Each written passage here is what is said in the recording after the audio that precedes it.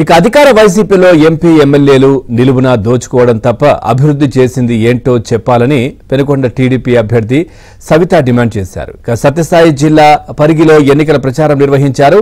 Garment పరిశ్రమల్లో పనిచేసే మహిళలతో ముఖాముఖి నిర్వహించారు. టీడీపీ హయాంలో గార్మెంట్ పరిశ్రమ అభివృద్ధికి పెద్దపీట వేసినట్లు గుర్తు చేశారు.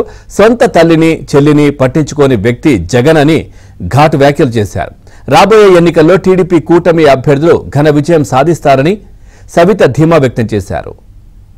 మన బాలయ్య బాబుని, మన ఎంఎస్ రాజుని ఎంపీ అభ్యర్థిగా పెట్టిన మన బీకే పార్థసారథి గారిని మనం ఎమ్మెల్యేలు ఎంపీగా చేసుకోవాలా లేదా?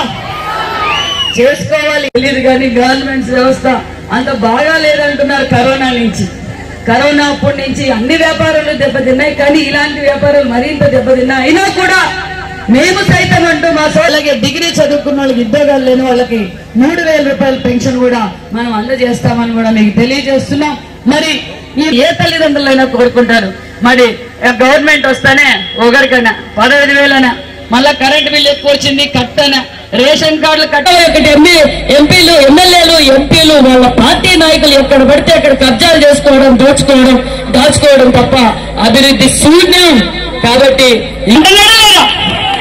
చంపినోడిని, తల్లిని తోల్లోని, చెల్లిని బ్యానర్లో వదిలోని అని చెప్పి ఓట్లు వేయించుకొని ఈ రోజు ఈ రాష్ట్రాన్ని అప్పుల పాలు చేసిన నాయకుడు ఎవరంటే జగన్మోహన్ రెడ్డి గారు అనే విషయాన్ని మీరందరూ తెలుసుకోవాలి. అలాంటి సమయంలో ఈ ఆధిపత్యం వచ్చి ఇక్కడ చంద్రబాబు నాయుడు గారి ఆశీర్వాదంతో మీరు ఇలాంటి గార్మెంట్స్ పెట్టడం వల్ల ఇంతమంది మహిళా సోదరి